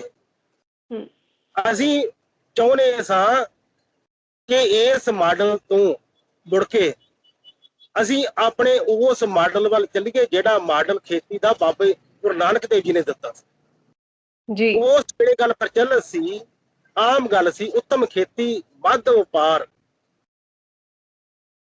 ਨਿਖਿੱਧ ਚਾਕਰੀ, ਭੀਖ ਦਵਾਰ, ਮਤਲਬ ਇਹ ਸੀ। ਅੱਜ ਖੇਤੀ ਨਿਖਿੱਧ ਹੋ ਗਈ ਆ। ਅੱਜ ਖੇਤੀ ਛੱਡ ਕੇ ਸਾਡੇ ਬੱਚੇ ਵਿਦੇਸ਼ਾਂ ਨੂੰ ਜਾ ਰਹੇ ਆ। ਅੱਜ ਕਿਸਾਨ ਆਪਣੀ ਜ਼ਮੀਨ ਗਹਿਣੇ ਕਰਕੇ, ਬੈ ਕਰਕੇ ਆਪਣੇ ਬੱਚੇ ਬੱਚੀਆਂ ਬਾਹਰ ਭੇਜ ਰਿਹਾ, ਕਿਉਂਕਿ ਇੱਥੇ ਭਵਿੱਖ ਖਤਮ ਹੈ ਉਹਨਾਂ ਦਾ। ਅਸੀਂ ਇਹ ਚਾਹੁੰਦੇ ਆ ਕਿ ਸਾਡੀ ਜ਼ਮੀਨ ਇਹਦੇ 'ਚ ਉਹ ਖੇਤੀ ਹੋਵੇ ਜਿਹੜੀ ਖੇਤੀ ਅਸੀਂ ਰਲ ਕੇ ਕਰੀਏ, ਜਿਹੜੀ ਖੇਤੀ ਕੁਦਰਤੀ ਹੋਵੇ, ਵਿਭਿੰਨਤਾ ਵਾਲੀ ਹੋਵੇ, ਜ਼ਹਿਰਾਂ ਤੋਂ ਮੁਕਤ ਹੋਵੇ। ਉਦਾਹਰਨ ਦੇ ਤੌਰ ਤੇ ਅਸੀਂ ਪੰਜਾਬ ਨੂੰ ਜ਼ੋਨਾਂ 'ਚ ਵੰਡਣਾ ਚਾਹੁੰਦੇ। ਜ਼ੋਨਾਂ ਦਾ ਭਾਵ ਉਹ ਫਸਲ ਉਹ ਜ਼ਮੀਨ 'ਚ ਬੀਜੀ ਜਾਵੇ ਜਿਹੜੀ ਜ਼ਮੀਨ ਉਸ ਫਸਲ ਨੂੰ ਮੰਨਦੀ ਆ। ਮਤਲਬ ਜ਼ਮੀਨ ਤੇ ਗੰਨੇ ਨੂੰ ਮੰਨਦੀ ਨਹੀਂ, ਗੰਨਾ ਬੀਜ ਰਿਹਾ, ਗੰਨਾ ਵੱਧ ਫੁੱਲ ਨਹੀਂ ਰਿਹਾ ਉੱਥੇ। ਜਿਹੜੀ ਜ਼ਮੀਨ ਗੰਨੇ ਨੂੰ ਮੰਨਦੀ ਆ, ਜਿਹਦੇ 'ਚ ਗੰਨਾ ਵਾਧਾ ਫੁੱਲਦਾ, ਉਸ ਜ਼ਮੀਨ 'ਚ ਗੰਨਾ ਹੀ ਬੀਜਿਆ ਜਾਵੇ। ਜਿਹੜਾ ਖਿੱਤਾ ਬਾਸਮਤੀ ਵਾਲਾ ਤੇ ਬਾਸਮਤੀ ਬੀਜੀ ਜਾਵੇ। ਜਿਹੜਾ ਨਰਮੇ ਕਪਾਹ ਉਹ ਨਰਮਾ ਕਪਾਹ ਹੋਵੇ ਉੱਥੇ, ਸਬਜ਼ੀਆਂ ਵਾਲਾ, ਫਲਾਂ ਵਾਲਾ, ਦਾਲਾਂ ਵਾਲਾ। ਇਸ ਤਰੀਕੇ ਨਾਲ ਜ਼ੋਨ ਬਣਨ। ਉਹ ਜ਼ੋਨਾਂ ਦੇ ਵਿੱਚ ਕਿਸਾਨ ਆਪਣੀ ਕੋਆਪਰੇਟਿਵ ਬਣਾਉਣ, ਸੁਸਾਇਟੀ ਬਣਾਉਣ, ਜਿਸ 'ਚ ਸਰਕਾਰ ਦਾ ਜਾਂ ਕਿਸੇ ਪ੍ਰਾਈਵੇਟ ਅਦਾਰੇ ਦਾ ਕੋਈ ਦਖਲ ਨਾ ਹੋਵੇ। ਹਾਂ, ਸਰਕਾਰ ਇਹ ਕੰਮ ਕਰੇ, ਜ਼ੋਨ ਬਣਾਉਣ ਤੋਂ ਬਾਅਦ ਸਰਕਾਰ ਉੱਥੇ ਖੇਤੀ ਆਧਾਰਿਤ ਸੰਸਥਾ ਲਾਵੇ, ਸਰਕਾਰ ਲਾਵੇ ਖੇਤੀ ਆਧਾਰਿਤ ਸੰਸਥਾ, ਤਾਂ ਕਿ ਲੋਕਾਂ ਨੂੰ ਕੰਮ ਮਿਲੇ ਉੱਥੇ। ਬਿਲਕੁਲ। ਉਦਾਹਰਨ ਦੇ ਤੌਰ ਤੇ ਅਸੀਂ ਗੰਨੇ ਆ ਜ਼ੋਨ ਬਣਾ ਲਿਆ, ਗੰਨੇ ਦੀ ਬੈਲਟ ਬਣਾ ਲਈ, ਖੇਤਰ ਬਣਾ ਲਿਆ ਗੰਨੇ ਦਾ। ਹੁਣ ਉਹਦੇ 'ਚ ਅਸੀਂ ਗੰਨੇ ਤੋਂ ਗੁੜ ਬਣਾਵਾਂਗੇ। ਉਹ ਗੁੜ ਬਿਲਕੁਲ ਸ਼ੁੱਧ ਹੋਊਗਾ, ਕਿਉਂਕਿ ਅਸੀਂ ਸਦੀਆਂ ਤੋਂ ਕੰਮ ਕਰਦੇ ਆ ਰਹੇ। ਹੁਣ ਖੰਡ ਦੇ ਮੁਕਾਬਲੇ ਗੁੜ ਜਿਹੜਾ ਉਹ ਸਾਡੀ ਸਿਹਤ ਲਈ ਕਿਤੇ ਵਧੀਆ। ਖੰਡ 'ਚ ਕੈਮੀਕਲ ਹੈ, ਫਾਸਫੋਰਸ ਹੈ ਜੀ, ਜਿਹੜੀ ਸਾਡੀ ਹੱਡੀਆਂ ਲਈ ਬਹੁਤ ਜ਼ਿਆਦਾ ਨੁਕਸਾਨਦੇਹ। ਜਿੰਨੇ ਕੈਮੀਕਲ ਆ ਉਹ ਮਤਲਬ ਕੈਮੀਕਲ ਸਾਡਾ ਨੁਕਸਾਨ ਕਰਦੇ ਸਰੀਰ ਦਾ। ਤੇ ਜਦੋਂ ਅਸੀਂ ਇਹਦੇ ਮੁਕਾਬਲੇ ਗੁੜ ਜਾਊਗਾ, ਲੋਕੀ ਗੁੜ ਖਾਣਗੇ, ਗੁੜ ਦੀ ਚਾਹ ਪੀਣਗੇ, ਗੁੜ ਨੂੰ ਵਰਤਣਗੇ, ਆਪਣੇ ਖੰਡ ਛੱਡ ਦੇਣਗੇ ਤੇ ਕਈ ਬਿਮਾਰੀਆਂ ਛੁੱਟ ਜਾਣਗੀਆਂ। ਨੰਬਰ 1। ਨੰਬਰ 2 ਤੇ ਜੇ ਕਿਸਾਨ 1 ਕਿੱਲਾ ਕਮਾਦ ਬੀਜ ਕੇ ਵੇਚਦਾ, ਉਹ ਲਗਭਗ 250 ਕੁਇੰਟਲ ਨਿਕਲਦਾ ਕਿੱਲੇ 'ਚੋਂ।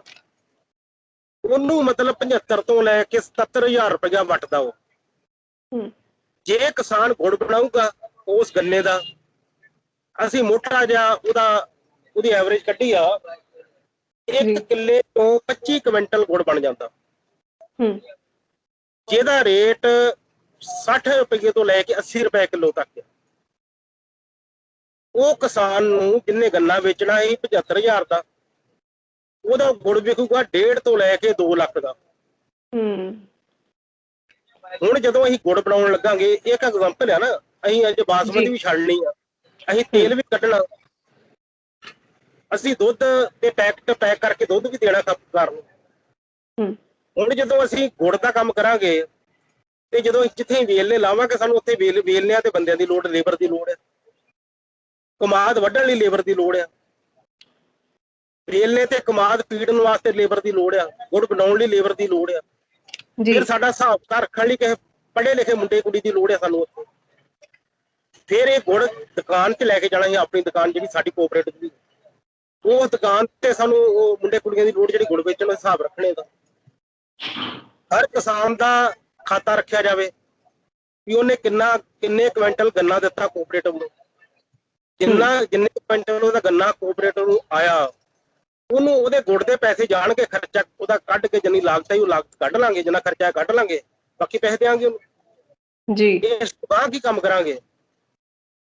ਅਸੀਂ ਸਾਬਣ ਆਪਣਾ ਬਣਾਵਾਂਗੇ, ਉਹ ਸਾਡੇ ਜਿੰਨੇ ਕਿਸਾਨ ਕੋਆਪਰੇਟਿਵ ਵਾਲੇ ਆ ਅਸੀਂ ਸਾਬਣ ਦੇਵਾਂਗੇ ਉਹਨਾਂ ਨੂੰ, ਅਸੀਂ ਤੇਲ ਦੇਵਾਂਗੇ ਉਹਨਾਂ ਨੂੰ, ਅਸੀਂ ਉਹਨਾਂ ਦੇ ਪੜ੍ਹਨ ਲਈ, ਬੱਚਿਆਂ ਦੇ ਪੜ੍ਹਨ ਲਈ ਸਕੂਲ ਦਾ ਪ੍ਰਬੰਧ ਕਰਾਂਗੇ ਕੋਆਪਰੇਟਿਵ ਦੇ ਵਿੱਚੋਂ, ਅਸੀਂ ਉੱਥੇ ਇਹਨਾਂ ਨੂੰ ਸਿਹਤ ਸਹੂਲਤ ਦੇਵਾਂਗੇ ਇਹਨਾਂ ਨੂੰ। ਮਤਲਬ ਅਸੀਂ ਹੌਲੀ ਹੌਲੀ ਮਤਲਬ ਸਾਰਾ ਕੁਛ, ਜਦੋਂ ਅਸੀਂ ਇਹ ਸਾਰਾ ਕੁਝ ਸ਼ੁੱਧ ਦੇਵਾਂਗੇ ਤੇ ਬਿਮਾਰੀਆਂ ਉਹ ਹੀ ਘਟ ਜਾਣੀਆਂ ਜੀ। ਦੂਸਰੀ ਜਿਹੜੀ ਲੁੱਟ ਹੋ ਰਹੀ ਆ ਪ੍ਰਾਈਵੇਟ ਹਸਪਤਾਲਾਂ 'ਚ ਕਿਸਾਨਾਂ ਦੀ, ਗਰੀਬ ਲੋਕਾਂ ਦੀ, ਅਸੀਂ ਉੱਥੇ ਡਾਕਟਰੀ ਸਹੂਲਤਾਂ ਪੈਦਾ ਕਰਾਂਗੇ ਪਿੰਡਾਂ 'ਚ। ਸਾਡੀ ਕੋਆਪਰੇਟਿਵ ਜਿਹੜੀ ਆ ਉਹ ਚੰਗੇ ਡਾਕਟਰ ਲੈ ਕੇ ਆਊਗੀ, ਫਿਰ ਸਾਨੂੰ ਚੰਗੇ ਡਾਕਟਰ ਲੱਭਣਗੇ ਨਾ ਜਿਹੜੇ ਸਮਾਜ ਦੇ ਭਲੇ ਲਈ ਕੰਮ ਕਰ ਸਕਣ, ਸੇਵਾ ਕਰ ਸਕਣ। ਉਹ ਸਾਡੇ ਪਿੰਡਾਂ 'ਚ ਆਣ ਕੇ ਕੈਂਪ ਲਾਉਣਗੇ, ਉਹ ਸਾਡੀ ਮਦਦ ਕਰਨਗੇ। ਉਹ ਮਤਲਬ ਅਸੀਂ ਸਰਬੱਤ ਦੇ ਭਲੇ ਵਾਲਾ ਉਹ ਸਮਾਜ ਸਿਰਜਣਾ ਚਾਹੁੰਦੇ ਆ ਜਿਹਦਾ ਸੁਪਨਾ ਗੁਰੂ ਨਾਨਕ ਦੇਵ ਜੀ ਨੇ ਲਿਆ ਸੀ। ਤੁਸੀਂ ਇੱਕ ਮਾਡਲ ਪੇਸ਼ ਕਰ ਰਹੇ ਹੋ, ਬਹੁਤ ਹੀ ਜ਼ਿਆਦਾ ਵਧੀਆ ਮਾਡਲ ਲੱਗ ਰਿਹਾ ਹੈ, ਪਰ ਇਹ ਕੀ ਹਕੀਕਤ ਦੇ ਵਿੱਚ ਇਸ ਨੂੰ ਕਾਮਯਾਬ ਬਣਾਉਣ ਦੇ ਲਈ ਵੀ ਕੋਈ ਤਿਆਰੀ ਕੀਤੀ ਜਾ ਰਹੀ ਹੈ? ਅਸੀਂ ਇਹਦੇ ਉੱਪਰ ਪਿਛਲੇ 4-5 ਸਾਲ ਤੋਂ ਲੱਗੇ ਆ। ਇਹਦੇ 'ਚ ਅਸੀਂ ਕੁਝ ਵਿਗਿਆਨੀ ਸ਼ਾਮਲ ਕੀਤੇ ਆ ਜੀ, ਖੇਤੀਬਾੜੀ ਮਾਹਰ ਸ਼ਾਮਲ ਕੀਤੇ ਆ, ਅਸੀਂ ਸਿਆਣੇ ਕਿਸਾਨ ਸ਼ਾਮਲ ਕੀਤੇ ਆ, ਅਸੀਂ ਕਿਸਾਨ ਸ਼ਾਮਲ ਕੀਤੇ ਆ ਜਿਹੜੇ ਆਪਣੇ ਹੱਥੀਂ ਕੰਮ ਕਰਦੇ ਆ। ਜਦੋਂ ਅਸੀਂ ਮਤਲਬ ਹੱਥੀਂ ਕੰਮ ਕਰਨ ਵਾਲੇ ਕਿਸਾਨ ਤੋਂ ਲੈ ਕੇ ਵਿਗਿਆਨੀ ਤੱਕ, ਮਾਹਰ ਤੱਕ ਉਹ ਸ਼ਾਮਲ ਕਰਾਂਗੇ, ਫਿਰ ਮੈਨੂੰ ਨਹੀਂ ਜਾਪਦਾ ਵੀ ਅਸੀਂ ਇਸ ਸਰਬੱਤ ਦੇ ਭਲੇ ਵਾਲੇ ਮਾਡਲ ਨੂੰ ਸਫਲ ਕਰਾਂਗੇ। ਇਹ ਸਫਲ ਹੋ ਸਕਦਾ ਜੀ, ਬਿਲਕੁਲ ਇਹ ਸਫਲ ਹੋਣਾ ਵੀ ਚਾਹੀਦਾ, ਕਿਉਂਕਿ ਜਿਸ ਤਰ੍ਹਾਂ ਦੇ ਨਾਲ ਤੁਸੀਂ ਫਾਇਦੇ ਗਿਣਵਾਏ ਨੇ, ਅੱਗੇ ਜਾ ਕੇ ਸ਼ੁੱਧਤਾ ਵੀ ਮਿਲੇਗੀ, ਹਰੇਕ ਨੂੰ ਸਾਫ਼ ਸੁਥਰੀਆਂ ਚੀਜ਼ਾਂ ਵੀ ਮਿਲਣਗੀਆਂ, ਸਹੂਲਤਾਂ ਵੀ ਮਿਲਣਗੀਆਂ, ਰੋਜ਼ਗਾਰ ਵੀ ਮਿਲਣਗੇ, ਕਰਜ਼ਾ ਮੁਕਤ ਵੀ ਹੋਵੇਗਾ ਕਿਸਾਨ, ਸਾਰੇ ਫਾਇਦੇ ਹੀ ਫਾਇਦੇ ਨੇ। ਤੁਹਾਨੂੰ ਕੀ ਲੱਗਦਾ ਹੈ ਕਿ ਕਿੰਨੇ ਟਾਈਮ ਬਾਅਦ ਇਹ ਮਾਡਲ ਬਿਲਕੁਲ ਜ਼ਮੀਨੀ ਹਕੀਕਤ ਦੇ ਉੱਪਰ ਆ ਜਾਵੇਗਾ ਤੇ ਲੋਕ ਇਸ ਨੂੰ ਫੋਲੋ ਕਰਨਾ ਸ਼ੁਰੂ ਕਰ ਦੇਣਗੇ? ਦੇਖੋ, ਅਸੀਂ ਇਸ ਕਰਕੇ ਕਰ ਰਹੇ ਆ ਕਿ ਸਰਕਾਰ ਨੇ ਆਪਣੀ ਜ਼ਿੰਮੇਵਾਰੀ ਛੱਡਤੀ ਆ। ਬਿਲਕੁਲ। ਕਿਸੇ ਵੀ ਖੇਤਰ ਦੇ ਵਿੱਚ ਪੜ੍ਹਾਈ ਤੋਂ ਲੈ ਕੇ ਦਵਾਈ ਤੱਕ, ਆਵਾਜਾਈ ਤੱਕ, ਰੁਜ਼ਗਾਰ ਤੱਕ, ਕਿਸੇ ਵੀ ਖੇਤਰ 'ਚ ਸਰਕਾਰ ਆਪਣੀ ਜ਼ਿੰਮੇਵਾਰੀ ਨਿਭਾਉਣ ਨੂੰ ਤਿਆਰ ਨਹੀਂ। ਜਦੋਂ ਕੋਈ ਬੰਦਾ ਸਾਡੇ ਬੱਚੇ ਦੀ ਜ਼ਿੰਮੇਵਾਰੀ ਛੱਡ ਦੇ, ਫਿਰ ਮਾਂ ਪਿਓ ਦਾ ਫਰਜ਼ ਆਪਣੇ ਬੱਚੇ ਨੂੰ ਚੁੱਕ ਲੈਂਦਾ ਜਾ ਕੇ। ਉਹ ਆਪਣੇ ਬੱਚੇ ਨੂੰ ਅਵਾਰਾ ਕੁੱਤਿਆਂ ਦੇ ਭਰੋਸੇ ਨਹੀਂ ਛੱਡਦਾ। ਇਸ ਕਰਕੇ ਅਸੀਂ ਆਪਣੀ ਕਿਸਾਨੀ ਨੂੰ, ਆਪਣੇ ਦੇਸ਼ ਦੇ ਲੋਕਾਂ ਨੂੰ, ਖਾਸ ਤੌਰ ਤੇ ਪੰਜਾਬ ਦੇ ਲੋਕਾਂ ਨੂੰ, ਅਸੀਂ ਕਿਸੇ ਵੀ ਕਾਰਪੋਰੇਟ ਦੇ, ਕਿਸੇ ਵੀ ਉਸ ਮਾਡਲ ਦੇ ਭਰੋਸੇ ਨਹੀਂ ਛੱਡ ਸਕਦੇ ਜਿਹੜਾ ਮਤਲਬ ਇਹਨਾਂ ਨੂੰ ਖਾਣ ਨੂੰ ਤਿਆਰ ਬੈਠਾ। ਜੀ, ਜਾਣ ਤੋਂ ਪਹਿਲਾਂ ਤੁਸੀਂ ਕਿਸਾਨ ਵੀਰਾਂ ਨੂੰ, ਪੰਜਾਬ ਦੇ ਲੋਕਾਂ ਨੂੰ ਕੀ ਸੰਦੇਸ਼ ਦੇਣਾ ਚਾਹੋਗੇ? ਮੈਂ ਆਪਣੀ ਜਥੇਬੰਦੀ ਕਿਸਾਨ ਸੰਘਰਸ਼ ਕਮੇਟੀ ਪੰਜਾਬ ਵੱਲੋਂ, ਸੰਯੁਕਤ ਕਿਸਾਨ ਮੋਰਚੇ ਵੱਲੋਂ, ਮੈਂ ਇਸ ਵੇਲੇ ਸਿੰਘੂ ਬਾਰਡਰ ਤੇ ਬੈਠਾ, ਸੜਕ ਦੇ ਉੱਪਰ ਝੁੱਗੀ ਪਾ ਕੇ, ਤੇ ਮੈਂ ਉਸ ਝੁੱਗੀ ਦੇ ਵਿੱਚੋਂ ਤੁਹਾਨੂੰ ਸੰਬੋਧਨ ਹੋ ਰਿਹਾ ਤੇ ਮੈਂ ਕਹਿਣਾ ਚਾਹੁੰਦਾ ਕਿ ਕਿਸਾਨ ਭਰਾਓ, ਮਜ਼ਦੂਰੋ, ਨੌਜਵਾਨੋ, ਔਰਤੋ, ਵਿਦਿਆਰਥੀਓ, ਸਾਰੇ ਰਾਜਨੀਤੀ ਤੋਂ ਉੱਪਰ ਉੱਠ ਕੇ ਆਪਣੀ ਇੱਕ ਉਹ ਸਾਂਝ ਬਣਾਈਏ ਜਿਹੜੀ ਸਾਂਝ ਕਿਸੇ ਵੇਲੇ ਸਰਦਾਰ ਅਜੀਤ ਸਿੰਘ ਨੇ ਬਣਾਈ ਸੀ ਤੇ ਪਗੜੀ ਸੰਭਾਲੋ ਜੱਟਾ ਲਹਿਰ ਲੜੀ ਸੀ। ਉਹ ਸਾਂਝ ਬਣਾਈਏ ਜਿਹੜੀ ਸਾਂਝ ਬੰਦਾ ਸਿੰਘ ਬਹਾਦਰ ਨੇ ਬਣਾਈ ਸੀ ਤੇ ਉਹਨੇ ਮੁਗਲ ਸਾਮਰਾਜ ਨੂੰ ਹਰਾ ਕੇ ਰੱਖਤਾ ਸੀ ਤੇ ਕਿਸਾਨਾਂ ਨੂੰ ਜ਼ਮੀਨਾਂ ਦੇ ਮਾਲਕ ਬਣਾਤਾ ਸੀ ਤੇ ਉਹਨੇ ਛੋਟੇ ਸਾਹਿਬਜ਼ਾਦਿਆਂ ਦੀ ਸ਼ਹੀਦੀ ਦਾ ਬਦਲਾ ਲਿਆ ਸੀ, ਗੁਰੂ ਤੇਗ ਬਹਾਦਰ ਜੀ ਦੀ ਸ਼ਹੀਦੀ ਦਾ ਬਦਲਾ ਲਿਆ ਸੀ। ਅੱਜ ਸਾਡੇ ਸਾਹਮਣੇ ਸਵਾਲ ਆ ਕਿ ਅਸੀਂ ਪੰਜਾਬ ਦੀ ਧਰਤੀ, ਜਿਸ ਧਰਤੀ ਤੇ ਸਾਡੇ ਗੁਰੂ ਦੇ ਦਸ਼ਮੇਸ਼ ਪਿਤਾ ਜੀ ਦੇ 4 ਲਾਲ ਸਮੋਏ ਆ, ਜਿਸ ਧਰਤੀ ਤੇ ਮਾਤਾ ਗੁਜਰੀ ਜੀ ਸਮੋਏ ਆ, ਜਿਸ ਧਰਤੀ ਤੇ ਬਾਬਾ ਦੀਪ ਸਿੰਘ ਦਾ ਖੂਨ ਡੁੱਲਿਆ, ਇਹ ਧਰਤੀ ਪਵਿੱਤਰ ਆ। ਜੀ ਇਸ ਧਰਤੀ ਨੂੰ ਖੁਦਕੁਸ਼ੀਆਂ ਤੋਂ ਮੁਕਤ ਕਰਾਉਣਾ ਚਾਹੁੰਦੇ ਹਾਂ। ਇਸ ਧਰਤੀ ਨੂੰ ਜਿੱਥੇ ਛੋਟੀਆਂ ਬਾਲੜੀਆਂ ਨਾਲ ਗਲਤ ਹਰਕਤਾਂ ਹੁੰਦੀਆਂ, ਰੇਪ ਹੁੰਦੇ ਆ, ਅਸੀਂ ਇੱਥੋਂ ਮੁਕਤ ਕਰਾਉਣਾ ਚਾਹੁੰਦੇ ਹਾਂ। ਇਹ ਦਾਗ ਆ ਬਹੁਤ ਵੱਡਾ। ਇਹ ਸਾਡਾ ਫਰਜ਼ ਬਣਦਾ, ਇਹ ਫਰਜ਼ ਨਿਭਾਉਣਾ ਆਪਣਾ। ਅਸੀਂ ਇਹ ਫਰਜ਼ ਨਿਭਾਉਣਾ ਕਿ ਅਸੀਂ ਇਸ ਧਰਤੀ ਤੇ ਕਿਸੇ ਗੈਰ ਦਾ ਪੈਰ, ਇਸ ਕੰਮ ਲਈ ਉਹ ਸਾਡੀ ਜ਼ਮੀਨ ਤੇ ਕਬਜ਼ਾ ਕਰ ਲੈ, ਗੈਰ ਦਾ ਪੈਰ ਨਹੀਂ ਪੈਣ ਦਿਆਂਗੇ। ਪਵਿੱਤਰ ਧਰਤੀ ਸਾਡੀ, ਇਸ ਕਰਕੇ ਫਰਜ਼ ਬਣਦਾ ਅਸੀਂ ਆਪਣਾ ਫਰਜ਼ ਨਿਭਾਵਾਂਗੇ। ਤੇ ਇਸ ਫਰਜ਼ ਨੂੰ ਨਿਭਾਉਂਦਿਆਂ ਅਕਾਲ ਪੁਰਖ ਜਿਹੜੀ ਕੁਰਬਾਨੀ ਦੀ ਮੰਗ ਕਰੂ, ਅਸੀਂ ਉਹ ਕੁਰਬਾਨੀ ਵੀ ਦੇਣ ਨੂੰ ਤਿਆਰ ਹਾਂ। ਜੀ, ਇੱਕ ਆਖਰੀ ਸਵਾਲ ਮੈਂ ਪੁੱਛਣਾ ਚਾਹੂੰਗੀ। ਤੁਹਾਨੂੰ 6 ਮਹੀਨੇ ਹੋ ਚੁੱਕੇ ਨੇ ਸਿੰਘੂ ਬਾਰਡਰ ਤੇ ਬੈਠੇ ਹੋਏ। ਕੀ 6 ਮਹੀਨੇ ਦੇ ਦਰਮਿਆਨ ਤੁਹਾਡੇ ਘਰ ਪਰਿਵਾਰ ਦੇ ਵੱਲੋਂ ਨਹੀਂ ਕਿਹਾ ਗਿਆ ਕਿ ਹੁਣ ਕਾਫੀ ਸਮਾਂ ਹੋ ਗਿਆ, ਪਾਪਾ ਡੈਡੀ ਤੁਸੀਂ ਹੁਣ ਵਾਪਿਸ ਆ ਜਾਵੋ?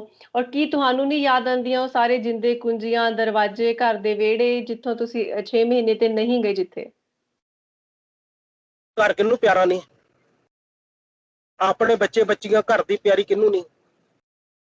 ਪਰ ਜਦੋਂ ਤੁਹਾਡੇ ਤੇ ਕੋਈ ਜ਼ਿੰਮੇਵਾਰੀ ਹੁੰਦੀ ਆ, ਫੇਰ ਉਸ ਜ਼ਿੰਮੇਵਾਰੀ ਨੂੰ ਨਿਭਾਉਣ ਲਈ ਸਾਨੂੰ ਆਪਣੀਆਂ ਖਾਹਿਸ਼ਾਂ, ਆਪਣਾ ਤੇ ਮੋਹ, ਜੀ ਜ਼ਿੰਮੇਵਾਰੀ ਵੱਡੀ ਆ, ਮੈਂ ਸਮਝਦਾ ਛੋਟੇ ਆ। ਮੇਰੀ ਵਾਈਫ, ਮੇਰੀ ਘਰ ਵਾਲੀ 3 ਵਾਰ ਚੱਕਰ ਲਾ ਗਈ ਇੱਥੇ। ਇੱਕ ਵਾਰ 24 ਘੰਟੇ ਦੀ ਭੁੱਖ ਹੜਤਾਲ ਵੀ ਕਰ ਗਈ ਆਣ ਕੇ। ਮੇਰਾ ਬੇਟਾ ਮੇਰੇ ਨਾਲ ਯੋਗਦਾਨ ਦਿੰਦਾ, ਉਹ PhD ਕਰ ਰਿਹਾ ਕੁਆਂਟਮ ਫਿਜ਼ਿਕਸ 'ਚ। ਮੈਂ ਆਰਟੀਕਲ ਡਰਾਫਟ ਕਰਕੇ ਭੇਜ ਦਿੰਦਾ, ਉਹ ਟਾਈਪ ਕਰਦਾ ਇਹਨੂੰ, ਇਹਦੇ ਵਿੱਚ ਵੇਖਦਾ ਵੀ ਕਿਹੜੀ ਗੱਲ ਕੋਈ ਠੀਕ ਕਰਨ ਵਾਲੀ ਆ, ਉਹ ਟਾਈਪ ਕਰਕੇ ਠੀਕ ਕਰਕੇ ਉਹ ਫਿਰ ਗਾਂ ਇਹਨੂੰ ਪੇਪਰਾਂ ਨੂੰ ਭੇਜਦਾ। ਇਸ ਕਰਕੇ ਮੇਰਾ ਸਾਰਾ ਪਰਿਵਾਰ ਮੇਰੇ ਨਾਲ ਕੋਆਪਰੇਟ ਕਰ ਰਿਹਾ, ਮੇਰੇ ਨਾਲ ਸਹਿਯੋਗ ਕਰ ਰਿਹਾ। ਤੇ ਮੈਨੂੰ ਇਦਾਂ ਦੀ ਆਵਾਜ਼ ਮਾਰਦੇ ਵੀ ਨਹੀਂਗੇ, ਭਾਈ ਹੁਣ ਆ ਵਿਆਹ ਆ ਗਿਆ, ਕੋਈ ਬੰਦਾ ਮਰ ਗਿਆ, ਕੋਈ ਆ ਗਿਆ, ਤੂੰ ਆ ਜਾ। ਉਹ ਕਹਿੰਦੇ ਹੁਣ ਤੂੰ ਆਪਣਾ ਮੋਰਚਾ ਜਿੱਤ ਕੇ ਆਵੀਂ। ਵਾਹ, ਕੀ ਬਾਤ ਹੈ, ਬਹੁਤ ਵਧੀਆ। ਕਵਲਜੀਤ ਜੀ, ਤੁਹਾਡੇ ਨਾਲ ਗੱਲਬਾਤ ਕਰਕੇ, ਕਵਲਪ੍ਰੀਤ ਜੀ ਗੱਲਬਾਤ ਕਰਕੇ ਤੁਹਾਡੇ ਨਾਲ ਬਹੁਤ ਹੀ ਜ਼ਿਆਦਾ ਵਧੀਆ ਲੱਗਿਆ। ਤੁਸੀਂ ਸਾਰਾ ਐਕਸਪੀਰੀਅੰਸ ਸਾਡੇ ਨਾਲ ਸ਼ੇਅਰ ਕੀਤਾ। ਇੱਕ ਵਧੀਆ ਕੋਆਪਰੇਟਿਵ ਮਾਡਲ ਦੀ ਜਿਹੜੀ ਗੱਲ ਕੀਤੀ ਸੀ, ਇਹ ਪੜ੍ਹ ਕੇ, ਇਹ ਸੁਣ ਕੇ ਜ਼ਰੂਰ ਮੈਨੂੰ ਵੀ ਚੰਗਾ ਲੱਗ ਰਿਹਾ ਕਿ ਕਾਸ਼ ਐਵੇਂ ਦਾ ਪੰਜਾਬ ਸਿਰਜਿਆ ਜਾਵੇ, ਸੁਨਹਿਰੀ ਭਵਿੱਖ ਹੋਵੇ ਹਰ ਇੱਕ ਦਾ। ਉਮੀਦ ਹੈ ਕਿ ਇਹ ਮਾਡਲ ਘਰ ਘਰ ਪਹੁੰਚੇਗਾ, ਹਰ ਇੱਕ ਕਿਸਾਨ ਤੱਕ ਪਹੁੰਚੇਗਾ। ਜਦੋਂ ਤੁਸੀਂ ਕਹਿ ਰਹੇ ਹੋ ਕਿ ਕਾਫੀ ਸਾਲ ਤੋਂ, 3-4 ਸਾਲ ਤੋਂ ਇਸ ਦੀ ਸ਼ੁਰੂਆਤ ਕਰ ਰਹੇ ਹਾਂ ਅਸੀਂ, ਵਿਗਿਆਨੀ ਸਾਡੇ ਨਾਲ ਜੁੜੇ ਨੇ, ਮਿਹਨਤੀ ਕਿਸਾਨ ਸਾਡੇ ਨਾਲ ਜੁੜੇ ਨੇ, ਤਾਂ ਉਮੀਦ ਕਰਦੇ ਹਾਂ ਕਿ ਇਹ ਮਾਡਲ ਜ਼ਰੂਰ ਘਰ ਘਰ ਤੱਕ ਪਹੁੰਚੇਗਾ। ਕਿਸਾਨ ਜਦੋਂ ਦੇਖਣਗੇ ਕਿ ਕਿੰਨਾ ਜ਼ਿਆਦਾ ਫਾਇਦਾ ਹੋ ਰਿਹਾ, ਇਸ ਨੂੰ ਅਪਣਾਣਗੇ ਵੀ, ਤੇ ਸਰਕਾਰਾਂ ਵੀ ਇਸ ਨੂੰ ਪੂਰਾ ਹੱਲਾਸ਼ੇਰੀ ਦੇਣਗੀਆਂ, ਪੂਰੀ ਤਰ੍ਹਾਂ ਦੇ ਨਾਲ ਇਹਦੇ ਨਾਲ ਖੜਾ ਹੋਣਗੀਆਂ ਕਿ ਇਸ ਮਾਡਲ ਨੂੰ ਪੰਜਾਬ ਦੇ ਵਿੱਚ ਅਤੇ ਪੂਰੇ ਦੇਸ਼ ਭਰ ਦੇ ਵਿੱਚ ਕਿਸਾਨਾਂ ਦੇ ਲਈ ਲਿਆਂਦਾ ਜਾਵੇ। ਤੁਸੀਂ ਸਾਡੇ ਨਾਲ ਗੱਲਬਾਤ ਕੀਤੀ, ਕੀਮਤੀ ਸਮਾਂ ਸਾਨੂੰ ਦਿੱਤਾ, ਬਹੁਤ ਬਹੁਤ ਧੰਨਵਾਦ ਸਰ। ਤੁਹਾਡਾ ਵੀ ਬਹੁਤ ਬਹੁਤ ਧੰਨਵਾਦ। ਮੈਂ ਆਸ ਕਰੂੰਗਾ ਪੰਜਾਬ ਦੇ ਭਲੇ ਲਈ ਜਿਹੜੇ ਤੁਹਾਡੇ ਵਰਗੇ ਚੰਗੇ ਮੀਡੀਆ ਕਰਮੀ ਆ, ਸਾਨੂੰ ਉਹਨਾਂ ਕੋਲ ਵੀ ਸਹਿਯੋਗ ਦੀ ਆਸ ਆ। ਸਹਿਯੋਗ ਕਰਿਓ। ਧੰਨਵਾਦ।